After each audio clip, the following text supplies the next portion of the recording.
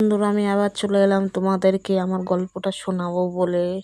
তাই তোমরা আমাদের জায়গাটা মনে হচ্ছে আপনাদের পছন্দ হচ্ছে না, তাই তোমরা কেউ কমেন্ট করছো না। একটা দাদা ভাই তো কমেন্ট করে, উনি সবসময় আমার পাশে থাকে, তাই ওনার ভিডিওগুলো আমিও দেখে ওনার পাশে থাকার চেষ্টা করি। সারাদিন তো টাইম হয় না। এবার চলে এসো, আমার গল্পটা শোনানো হোক। ওরা তো তোমাদের শোনালাম। তারপরে আমি একটা বান্ধবী পেলাম, বান্ধবীটা খুব ভালো ছিল। মানে আমাকে যেন মনে হয় জলের মাঝখানে একটা মাছকে ছাড়লে যেরকম আনন্দ পায়, তো সেরকম আমি আনন্দ পেতাম। তো সেই বান্ধবীটা আমাকে খুব ভালোবাসতো, খাবার দাবার যা আনতো আমাকে খাওয়াতো। মানে বলতো চ আমরা এই জায়গা থেকে ঘুরে আসি। ওর সাইকেল নিয়ে আমি সাইকেল চালানো শিখেছি, ঠিক আছে। মোটামুটি ওর দিদির থেকে, ওর দিদি ছিল একটা, আমাকে তার থেকে বেশি ভালোবাসতো। কেন আমি ছোট ছিলাম না, আমাকে খুব ভালোবাসতো নিজের বোনের মতন। যেখানে যেত আমাকে টেনে টেনে নিয়ে যেত। ও যতই মানে ঘুরতে যেত, যেখানে যেত খাবার খেত। ও লোকের বাড়ি কাজ করতো 5-6টা বাড়ি, ঠিক আছে, কিন্তু আমাকে খুব ভালোবাসতো। ওই টাকা এনে আমাকে বলতো চ আমরা সবাই মিলে ফুচকা খেয়ে আসি। ফুচকা খেতে যেতাম, আনন্দ করতাম। কোথায় বলতো আলু কাবলি খেতাম। তার মধ্যে ও সপ্তাহে আমাদেরকে এক এক দিন করে বলতো একটু মদ খাবি, তাই আমি বলছি মদ তো আমি কোনোদিন খাইনি, তাই আমি বলছি ঠিক একদিন মদটা খাওয়া হোক। তাই এবারে ও সপ্তাহে একদিন করে আমাদেরকে একটুখানি 250 মদ এনে 3-4 জনকে খাওয়াতো। ওই খরচা করতো, আমরা তো পয়সা দিতে পারতাম না। কেন কি আমাদের কাছে পয়সাই দিত না, আমার বাবা মা পয়সাই দিত না। তো এই বান্ধবীটা একটু, ধরো নাও ইয়ং মেয়েরা থাকলে তো প্রেম করবেই, তোমরা তো সেটা তো জানো এখনকার যুগ। সেই মেয়েটা একজনের সাথে প্রেম করতো। তা কিন্তু ও প্রেম করলেও আমাদেরকে কোনোদিন খারাপ রাস্তায় ঠেলেনি, কোনোদিন বলতো না যে তুই এই ছেলের সঙ্গে।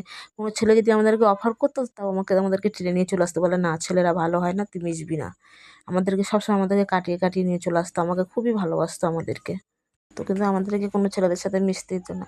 কিন্তু ও সাইকেল চালানো, সাথে ঘুরতে, একটা কারণ দেখো, একটা মেয়েকে কিভাবে আটকালে সেইভাবে আমাকে আমার মা তার সাথেও মিশতে দিত না, ঠিক আছে। কিন্তু দেখো, একটা মানুষ যখন বাড়িতে কিছু পায় না, তার জন্য তো তার একটা বান্ধবী, দাদুও মরে গেল, ঠাকুমাও মরে গেল, পড়াশোনাটাও বাদ চলে গেল।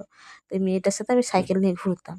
মেয়েটা আমাকে খাবার খাওয়া, তখন ধরো না আমি প্রায় কত 7-8 বছর, বা খুব জোর 10 বছরই আমি ধরলাম, 10-11 বছর এর আমি বয়স ছিল। আমার কথাগুলো মনে আছে, এটুকু আমি জানি। তা এবার আমাকে বাড়িতে খেতে দিত না ঠিক মতন বলে আমি তার জন্য তার সাথে ঘুরতাম। আমাকে খুবই খাবার খাওয়াতো, ফুচকা, আলু কাবলি, চুরমুর, কোথায় আইসক্রিম, আমাকে এনি টাইম কিনে কিনে খাওয়াতো। ও কাজ করতো, আমাদেরকে দুপুরবেলার পরে ভাত খেয়ে বিকেলে নিয়ে বেরিয়ে যেত। তো চ কোথায় আরাপাজ বলছি, কোথায় রাজপুরে ঘুরিয়ে নিয়ে আসতো, বা কোথায় রঘুনাথপুরে, কোথায় কোথায় রাজপুর, কোথায় গড়িয়ায়, আমাদেরকে অনেক জায়গায় ঘোরাতো। ঘুরিয়ে আসার সময় আমাদেরকে 7টা-5টা বাজে বাড়ি দিয়ে যেন ও জানতো ভালো করে। আমার মা আমাকে খুব পিটতো। মা কাজ 7টার মধ্যে বাড়ি ঢুকে যেত বলে, মারবে বলে, তার আগে আমাদের 7টার আগে আমাদেরকে বাড়ি দিয়ে আসতো। এবার একদিন এরমভাবে ঘুরতে ঘুরতে একদিন হঠাৎ করে সরস্বতী পুজো পড়লো, বুঝলেন তো ব্যাপারটা। মারা ডিউটিতে গেছে, মানে কারখানার মধ্যে কাজের মধ্যে সব ছিল। আমি জানি 2টা-2:30টায় চলে আসবে, তো আমরা 11টার সময় ঘুরতে বেরিয়ে গেছি স্কুলের বান্ধবীদের নিয়ে। ফোন নাম্বার ছিল ওদের কাছে, তা ফোন করলাম ওই মেয়েটার ফোন থেকে, চ ঘুরে আসি সবাই মিলে এক জায়গায়। গেছি আমরা অনেকদিন হাবড়ার ওপারে, আমরা বুঝতে পারিনি যে এত রাত্রির হয়ে যাবে। আর ঠিক মানে বাসটা আসতে দেরি করেছে, আমাদের আস্তে আস্তে রাত 10টা বেজে গেছে। এসে যা মার খেয়েছি, বাবা আমাকে খুব ধরে ধরে মেরেছে। আর মা মারার আগেই বাবা আগে মেরে দিয়েছে।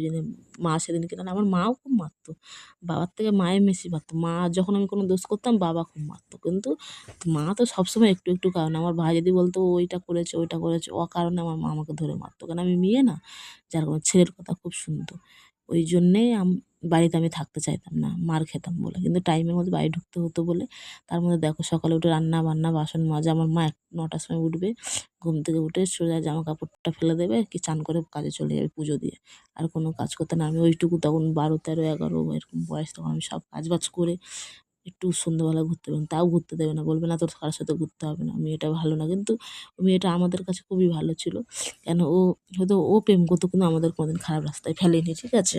কারণ আমি ঠিকই, কিন্তু ওর সাথে আমি মেশা ছাড়তাম না। কেন আমি জানতাম তখন আমার পাশে কেউ থাকতো না, ওই একটা ভালো বান্ধবী ছিল। আমাদের থেকে 4-5 বছর বড় ছিল, কিন্তু আমাদেরকে বোনের মতন ভালোবাসতো। যেখানে যেত, এই বোন চ, এই চ ঘুরে আসি, এটা খাবি ওটা খাবি, কোনো খাবার আসলে বলতো খাবি কি বল আমি কিনে দিচ্ছি, বলে সঙ্গে সঙ্গে কিনে দিত। তা আজকের এপিসোড এই পর্যন্ত থাক, আপনাদেরকে অবশ্যই কালকে বলবো এই আবার আমার খবর কালকে বলবো। Tata friend.